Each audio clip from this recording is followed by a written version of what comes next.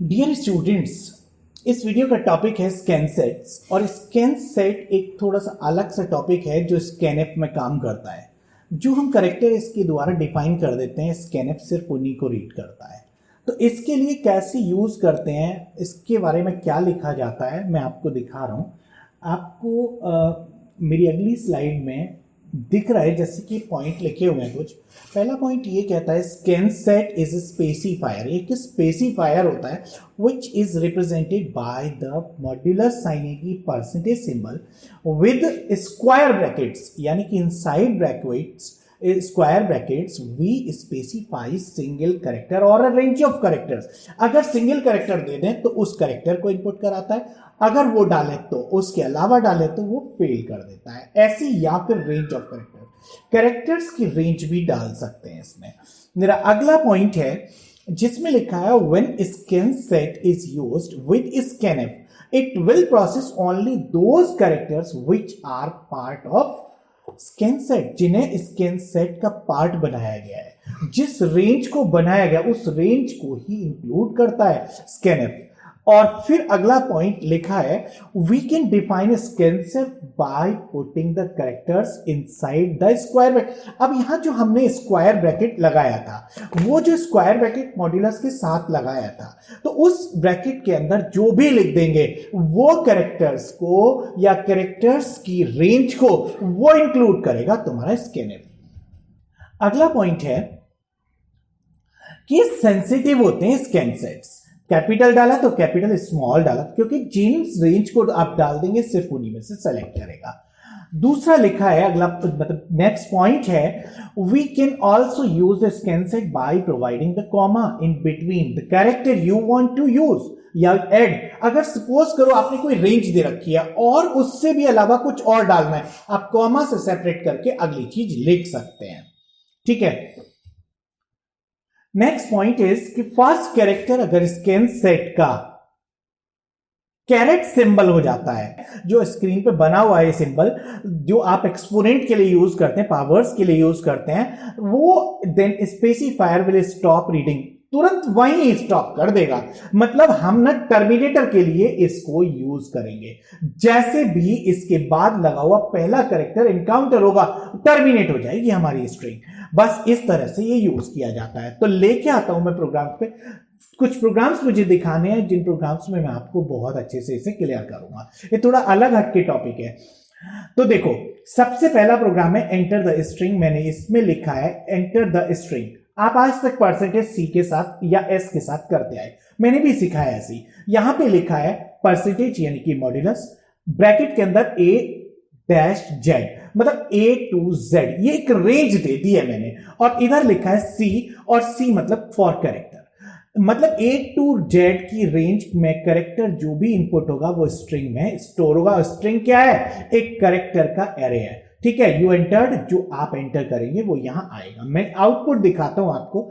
मैंने यहां लिखा ए कैपिटल में, बी सी डी ई, और फिर लिखा स्मॉल ए बी, नहीं small A B C D, कुछ भी लिखा, स्मॉल ए पे ये टर्मिनेट हो जाएगा। देखा आपने, capital A B C D E आया। अच्छा, दूसरी बात, अगर capital A B C A to Z के अलावा कुछ भी डालेंगे ये टर्मिनेट हो जाएगा, यानी कि स्पेस पे भी टर्मिनेट होगा। मैं दिखाता हूं। मैंने यहां लिखा ए बी कैपिटल में ए बी सी डी और space A B C D, तो देखो कैपिटल बाद के स्पेस पे टर्मिनेट हो गया इसलिए। दूसरी बात, अगर मैं शुरू से स्मॉल लेटर्स डाल देता, ए बी जो भी डालता, ये फेल हो जाता। यानी कि इसको लेना क्या है? सिर्फ और सिर्फ कैपिटल लेटर्स। अब बात आती है कि कोई डिजिट्स डाले तो या स्मॉल डाले तो आपको यही डिफाइन करना होगा। मैं अगले प्रोग्राम में दिखा रहा हूं कैसे डिफाइन किया जाता है। कॉमा से सेपरेट करेंगे और डिफाइन कर देंगे। तो देखो, इसके अंदर मैंने लिखा है कैपिटल ए टू जेड और 0 to 9, बट क्या कर दिया? कॉमा से सेपरेट कर दिया। पिछले प्रोग्राम में 0 to 9 नहीं लेता ये, लेकिन इसमें ले लेगा।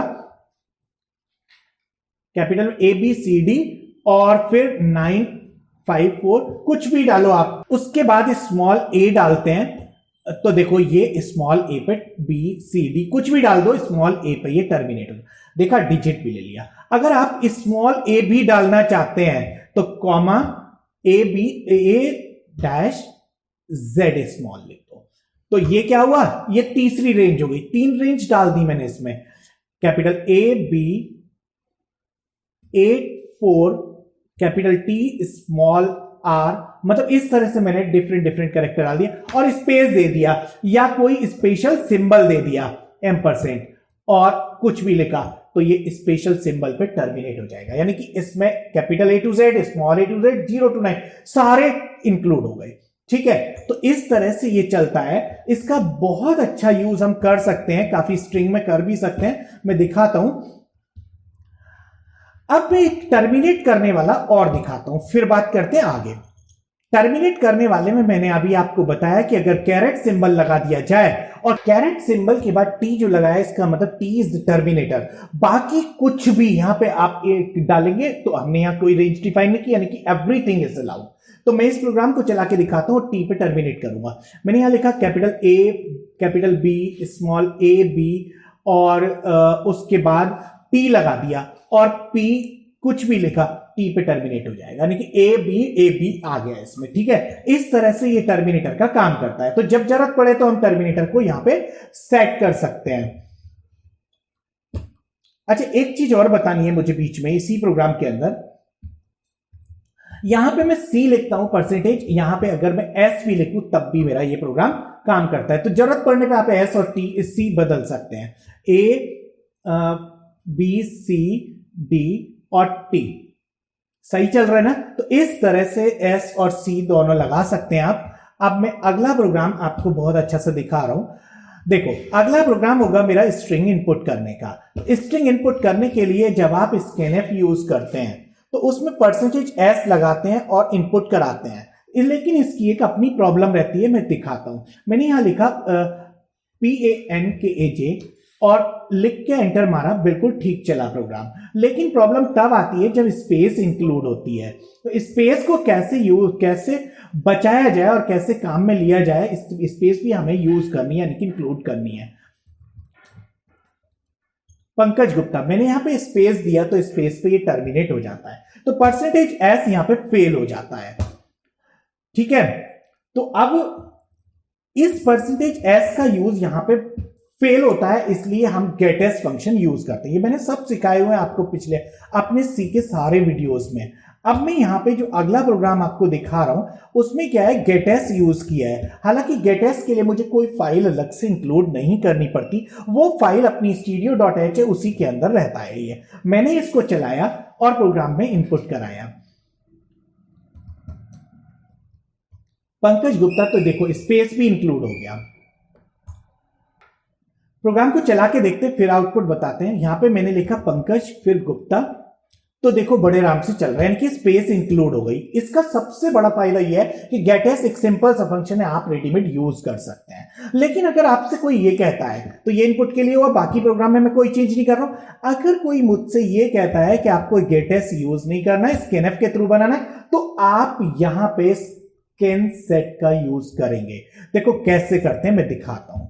यहां पे स्पेस भी इंक्लूड हो जाए, इसके लिए मैंने यहां पे स्कैनफ में परसेंटेज और सी तो लगाना ही है या एस लगाना है। इसके ब्रैकेट्स जो स्क्वायर ब्रैकेट है उनके अंदर क्या लगा देना है, मुझे ये कैरेट सिंबल के साथ में लगाना है /n, यानी कि जहां न्यू लाइन कैरेक्टर एंटर हो, एंटर प्रेस हो, तभी टर्मिनेट हो। ये टर्मिनेटर बना दिया। अब आप आराम से इनपुट कर पाएंगे। देखो मैं चला के दिखाता हूं, पंकज और फिर गुप्ता, देखा आउटपुट एकदम सही आया। लेकिन यह भी प्रॉब्लम करता है कभी कभी, तो उसके लिए मैं दिखाता हूं प्रॉब्लम करता कहां पे। इस स्ट्रिंग को जब इनपुट करना होता है तो मैं यहां पे 2 बार 3 बार इनपुट करता हूं, सपोज करते हैं।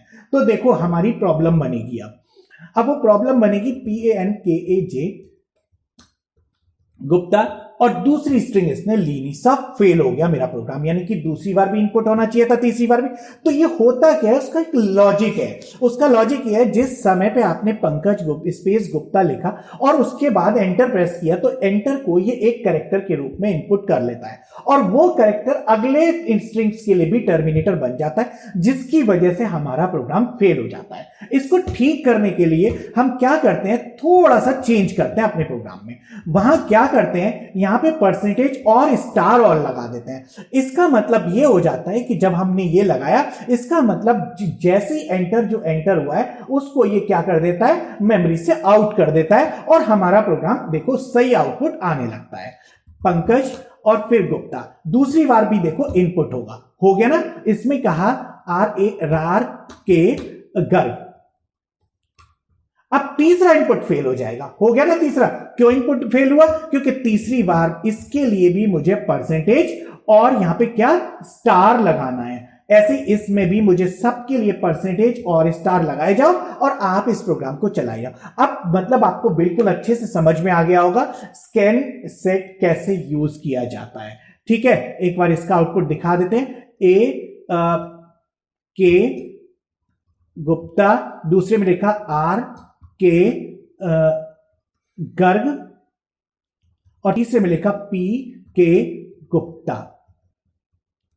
देखा, सारे इनपुट हो रहे हैं। इसका मतलब स्कैन सेट का अपने आप में बेहतरीन यूज है। अगर आपको जरूरत पड़े कि गेटएस नहीं यूज करना है तो आप इसे बड़े आराम से यूज कर सकते हैं। ये था सारा स्कैन सेट के बारे में।